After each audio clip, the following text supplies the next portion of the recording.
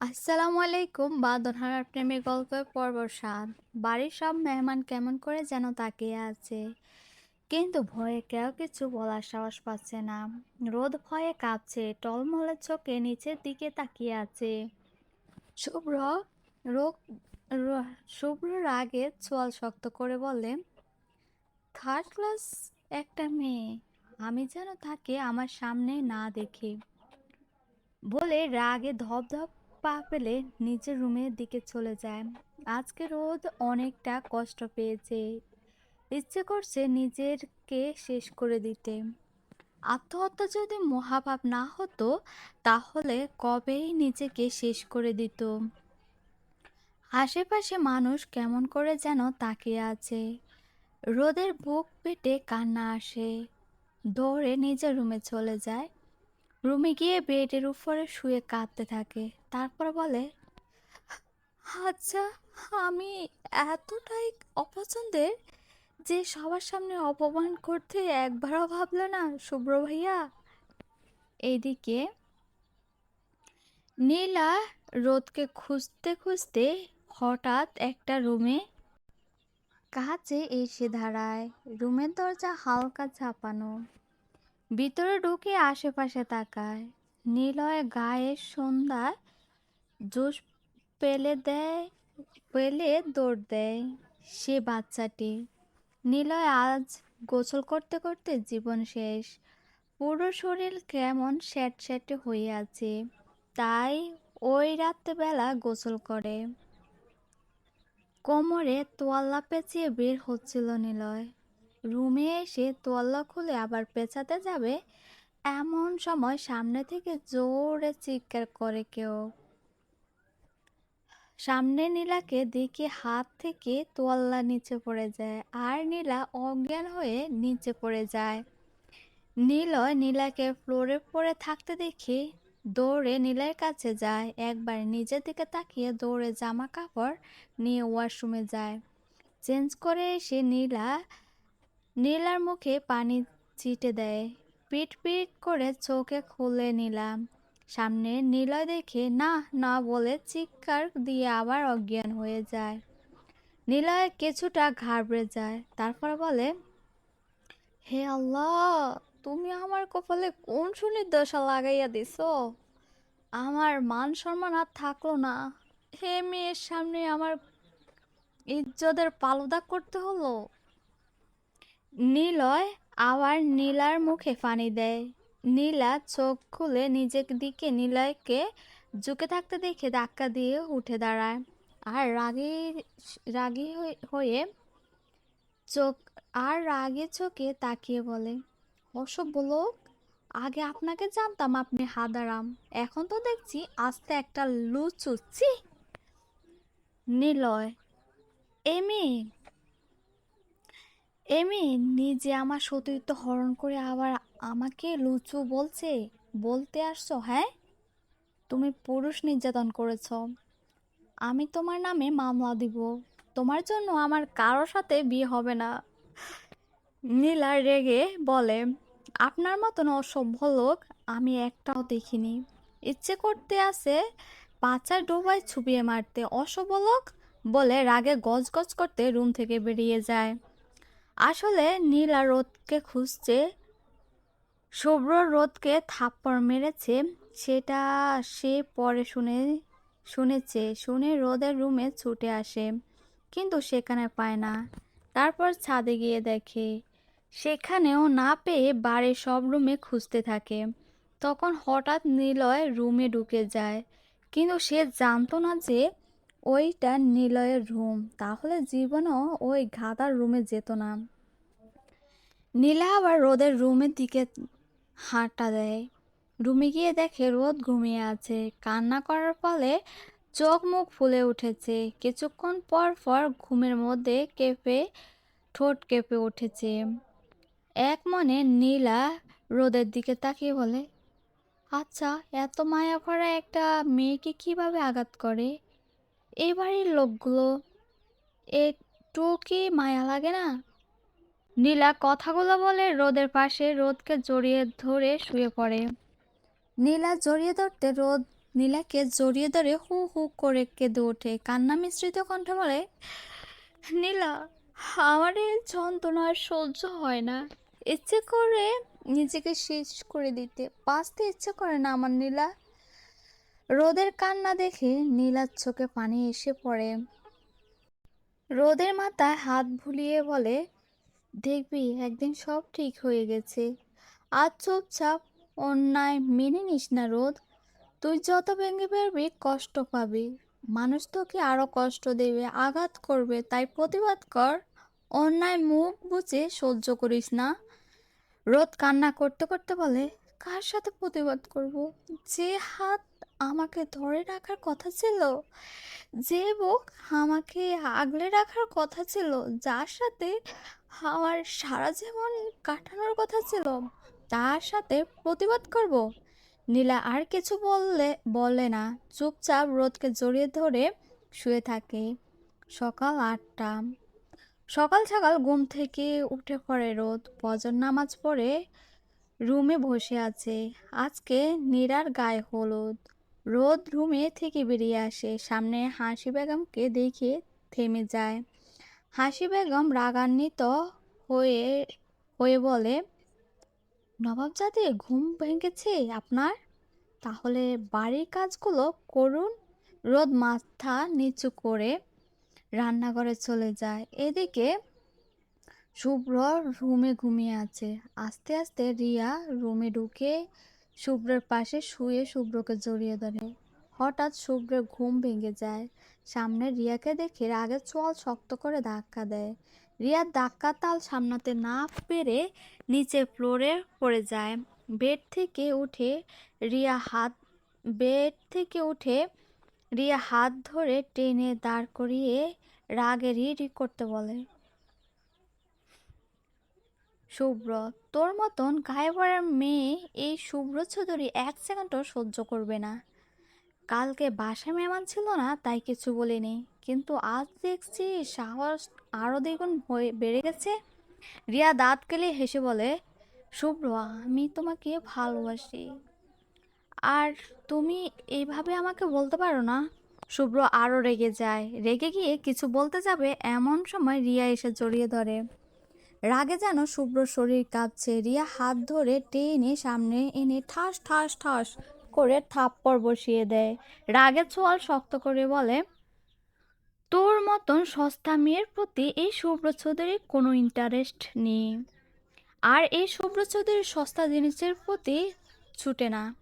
দূরে থাক আমার থেকে, তা না হলে মুখে একটা দাঁত মুখে থাকবে না। হাতে এনে দেব বলে ধাক্কা দিয়ে ওয়াশরুমে চলে যায়। রিয়া গালে যেন অবশ হয়ে আছে। গালে হাত দিয়ে বলে, তোমাকে আমার চাই শুভ্র, যে কোনো মূল্যে। এতদিনের এই সাজানো খেলা আমি শেষ করে দিতে পারি না বলে রুম থেকে বেরিয়ে যায়। বাড়ির ছাদে নীরার গায়ে হলুদ উপলক্ষে পুরো ছাদ সুন্দর করে সাজিয়েছে। শুভ্রর আজ তাড়াতাড়ি অফিস থেকে ফিরেছে, কারণ হেনা বেগম তাকে তাড়াতাড়ি আসতে বলেছে। কারণ বাড়ির বড় মেয়ে বিয়ে, সে উপলক্ষে ভাইদের সাথে থাকা দরকার। এ বাড়িতে হেনা বেগম ছাড়া কারো কথা শুনে না শুভ্র। বিকাল 5টা। নীরাকে পার্লারে লোক সাজাতে আসছে। বাড়ির মেয়েরাও সেজেছে। অহনা রোদকে বসিয়ে রেখেছে, আর কারণ হলো রোদকেও তাদের সাথে সাজতে হবে। সবাইকে সাজাতে সাজাতে রাত 8টা বেজে যায়। বাসন্তী রঙের ভিতরে সোনালি পাড় দেওয়া রঙের শাড়ি পরিয়ে রোদকে সাজিয়ে দেয়। পার্লারের মেয়েরা রোদকে সাজিয়ে বলে, আপনার উপর যেন কারো নজর না লাগে ম্যাম, খুব সুন্দর আপনি। রোদ মুচকি হাসে। চাঁদের স্টেজেও সুন্দর করে সাজিয়ে বসিয়ে রেখেছে নীরাকে। চারপাশে অনেক লোক। রোদ এক পাশে দাঁড়িয়ে আছে। অয়ন রোদের পাশে এসে আস্তে করে রোদকে ডাকে। রোদ পিছনে ফিরে তাকায়। খুব সুন্দর লাগছে রোদ তোমাকে। ইচ্ছে করছে সারাক্ষণ এভাবে তাকিয়ে দেখি। চাঁদও তোমার সৌন্দর্য দেখে হিংসে করবে রোদ। রোদ লজ্জা পেয়ে মুচকি হাসে, আর অয়ন এইটা ওইটা বলে রোদকে হাসাচ্ছে। আর রোদের দিকে অপলকভাবে তাকিয়ে আছে। ফোনের কথা বলতে বলতে ছাদে আসছিল শুভ্র। হঠাৎ অয়নের সাথে রোদের এইভাবে হাসতে দেখে যেন পুরো শরীরে রাগে কেঁপে উঠেছে।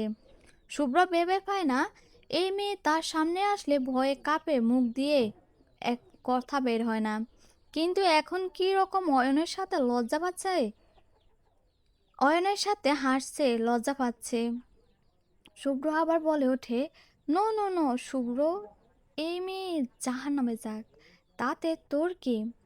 যার ইচ্ছা, যার সাথে ইচ্ছে কথা বলুক, হাসুক, তাতে তোর কিছু না। কিন্তু সে মুখের কথাগুলো বলে মনে মনে রাগে তার শরীর পুড়ে যাচ্ছে। শুভ্র রাগে নিচে চলে যায়। আর একটু সময় এখানে থাকলে এই মেয়েকে সে আবার ঠাসিয়ে থাপ্পড় মারবে। রোদ মিষ্টি প্লেট আনতে ছাদ থেকে নিচে যাচ্ছিল রোদ। হঠাৎ রোদের হাত টেনে কেউ অন্ধকার রুমে নিয়ে যায়। ভয়ে কেঁপে ওঠে রোদ। শক্ত করে দেওয়ালের সাথে চেপে ধরে অন্ধকারে সে ব্যক্তি। রোদ চিৎকার করে ভয়ে ভয়ে বলে, কে কে কে কে কে আপনি? রোদ ভয়ে থরথর করে কাঁপছে, শরীর ঘেমে যাচ্ছে। হঠাৎ নিজের পেটে কারো স্পর্শ পেতে যেন পুরো শরীর শিউরে ওঠে। রোদ ভয়ে কেঁদে ওঠে।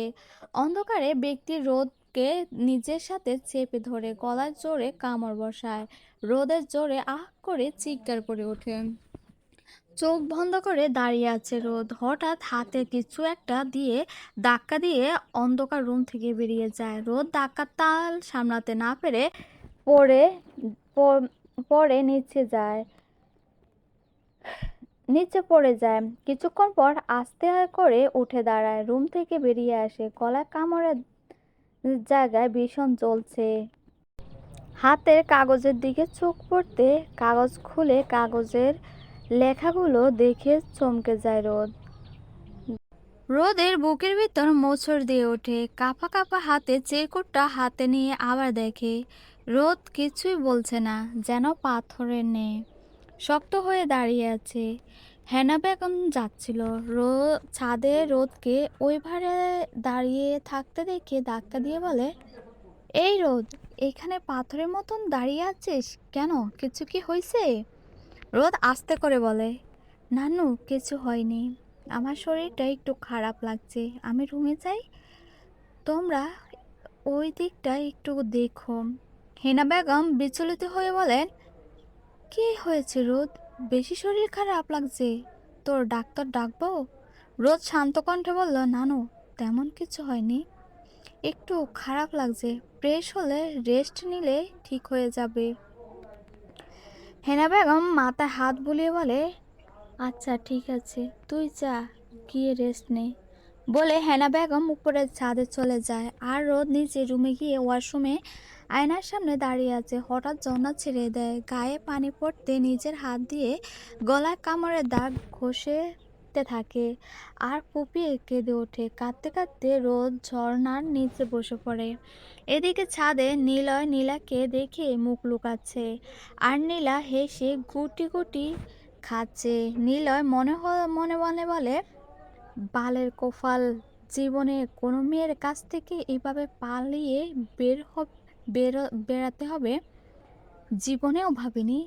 আজ তার মান সম্মানের প্লাস্টিক। নীলা নিলয়কে দেখে দাঁত কেলিয়ে হাসছে, আর নিলয় লজ্জা মুখ লুকাচ্ছে, কিছু বলতে পারছে না।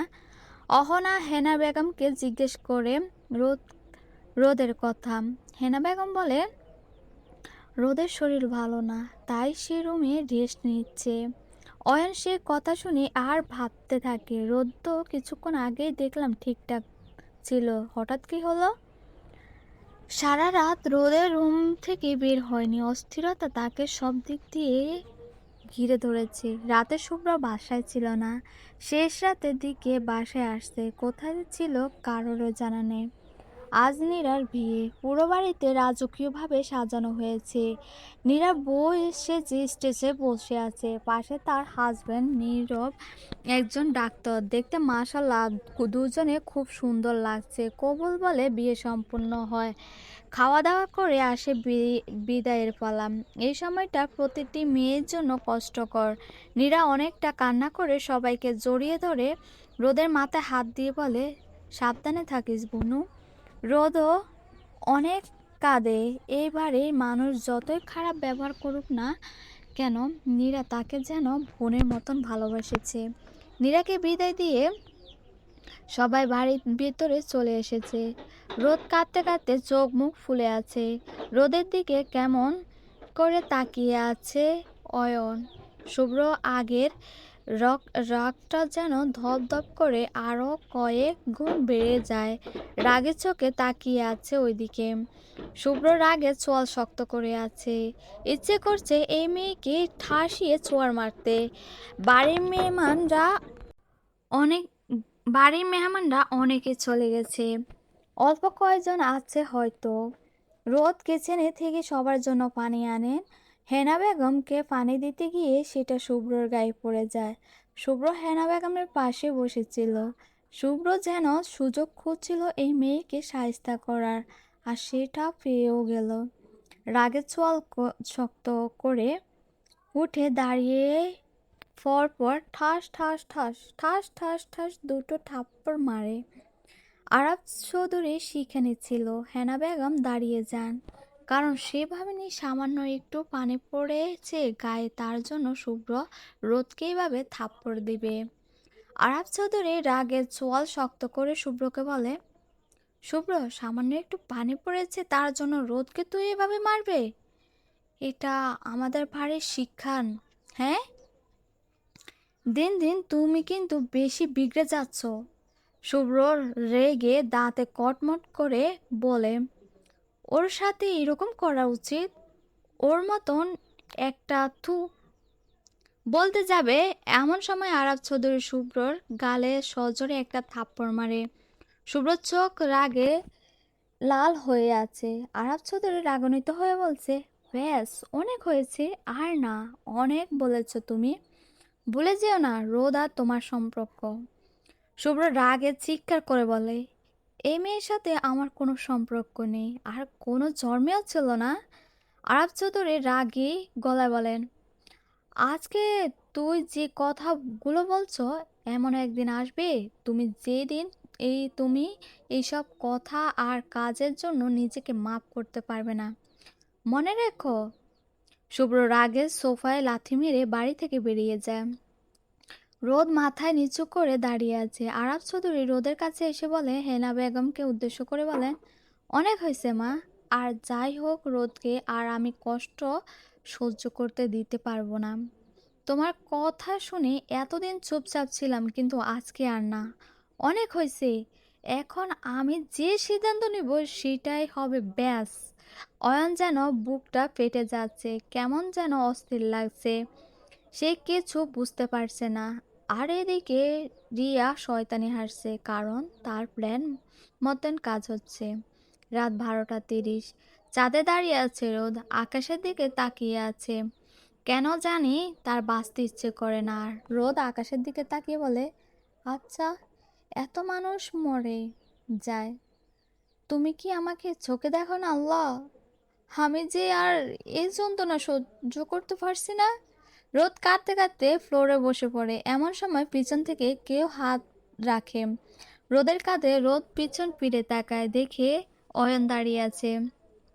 রোদ কাঁদতে কাঁদতে অয়নকে জড়িয়ে ধরে কান্না মিশ্রিত কণ্ঠে বলে, অয়ন ভাইয়া, আমি আর এই যন্ত্রণা সহ্য করতে পারছি না, প্লিজ আমাকে আপনি মেরে ফেলুন, তাহলে আর কারো জীবনে ঝামেলা হয়ে বাঁচতে হবে না। অয়নের বুকটা যেন ধক করে ওঠে। রোদের কান্নার শব্দ যেন তার বুকের তীব্র আরো আঘাত করেছে। অয়ন রোদের মাথায় হাত বুলিয়ে বলে, রোদ, কান্না থামাও। তোমার চোখে পানি আমার সহ্য হয় না রোদ, প্লিজ। রোদ অয়নের কথায় কানে আসতে হুঁশ আসে। কান্না করতে করতে কি করে ফেলেছে। রোদ আস্তে করে অয়নকে বলে, অয়ন ভাই, সরি। সরি বলতে হবে না রোদ, আর এইভাবে কান্না করো না প্লিজ। মাথা নাড়িয়ে হ্যাঁ বলে রোদ। তারপর কিছু না বলে চলে আসে ছাদ থেকে। রুমে এসে ঘুমিয়ে পড়ে। সকাল সকাল ঘুম থেকে ওঠে রোদ। নামাজ পড়ে রান্নাঘরের দিকে যেতে থাকে রোদ। এদিকে শুভ্র সারাদিন বাসায় আসেনি। সকাল সকাল বাসায় ঢুকছে, রোদ সিঁড়ি দিয়ে নামছে। পিঙ্ক কালারের একটা সুতির থ্রি পিস পরা, ওড়না আর ওই প্যাচ দেওয়া, চেহারা যেন জল জল করছে। শুভ্র নিজের ধ্যান ভাঙতে রাগের চোয়াল শক্ত করে ফেলে। রোদ সামনে এসে বলে রোদের সামনে এসে বলে, 5 মিনিটের মধ্যে কফি নিয়ে আমার রুমে আয় রোদ। আর যদি 1 সেকেন্ড লেট হয় তো একটা থাপ্পড় খাবি ফার্স্ট। রোদ ভয়ে কেঁপে ওঠে। এখন আবার রুমে ডাকছে কেন? আবার না গেলেও বিপদ। রোদ তাড়াতাড়ি কফি বানিয়ে শুভ্র রুমে যায়। রুমে গিয়ে দেখে শুভ্র রুমে নেই। ওয়াশরুম থেকে পানির শব্দ আসছে। ফ্রেশ হয়ে মনে হচ্ছে তোয়াল্লা দিয়ে মুখ মুছতে মুছতে বের হচ্ছে শুভ্র ওয়াশরুম থেকে। রোদের মাথা নিচু করে আছে। শুভ্র ভেবে পায় না এই মেয়ে তার সামনে আসলে মুখে তালা দিয়ে রাখে। রোদ টেবিলে কফি রেখে যেতে যাবে এমন সময় শুভ্র রোদকে ডাকে। রোদ পা থেমে যায়। শুভ্র বলে, রোদ দাঁড়া। রোদ শুভ্রের কথা শুনে পিছন ফিরে তাকায়, কিন্তু মুখে কিছু বলে না। শুভ্র যেন রাগটা আবারও বেড়ে যায়। আজ এতদিন হলো আসছে, কিন্তু এই মেয়ে তার সামনে একটা কথাও বলেনি। তার সামনে আসলে বোবা হয়ে যায়। শুভ্র আবার রোদের নাম ধরে ডাকে, কিন্তু রোদ মুখ দিয়ে কোনো কথা শব্দ বের হয় না। রাগে যেন শুভ্র শরীর জ্বলছে। রোদের হাত টেনে ধরে নিজের কাছে এনে মুখ চেপে ধরে বলে, এত তেজ না? আমার সামনে আসলে মুখে তালা লাগিয়ে রাখিস, আর অন্য কারোর সাথে তো ঠিকই হাসতে পারিস না। রোদের চোখ দিয়ে ব্যথায় পানি গড়িয়ে পড়ছে। শুভ্র ধাক্কা দিয়ে দূরে সরিয়ে দিয়ে বলে, দূরে যা আমার কাছ থেকে।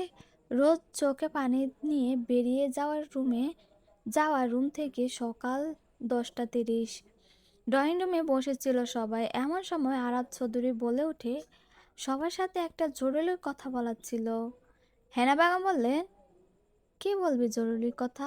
আরাত চৌধুরী সবার উদ্দেশ্য বলে ওঠেন, আমি রোদের বিয়ে ঠিক করেছি আমার বিজনেস পার্টনারের ছেলের সাথে।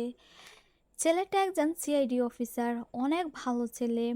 আজ আর কালকে রোদকে তারা দেখতে আসছে। হেনা বেগম বর্ষা থেকে উঠে দাঁড়ায়, তারপর বলেন, কি বলছিস তুই আরাব? তুইও কি শুভ্রের মতন পাগল হয়ে গেলি নাকি? আরাব চৌধুরী রাগে গলায় বলেন, আমি ঠিক আছি ম্যাম। আমার কথা নড়চড় হবে না। আর এতদিন তুমি যা বলেছি শুনেছি, কিন্তু আর না। আমি তোমার কারো মতামত জানতে চাইনি, আমি আমার মতামত জানালাম। আর আমি জানি রোদ মা আমার কথা অবাধ্য হবে না। রোদের বিয়ের কথা শুনে যেন বুকের ভিতর দগ করে ওঠে। চোখে পানি টলমল করছে। মাথা নিচু করে কান্না আটকানোর চেষ্টা করছে। সিঁড়ি দিয়ে নামছিল শুভ্র। হেনা খান শুভ্রকে দেখিয়ে শুভ্রের কাছে যায়, তারপর বলে, গল্প চলবে, পরবর্তী পার্টের জন্য অপেক্ষা করো প্লিজ।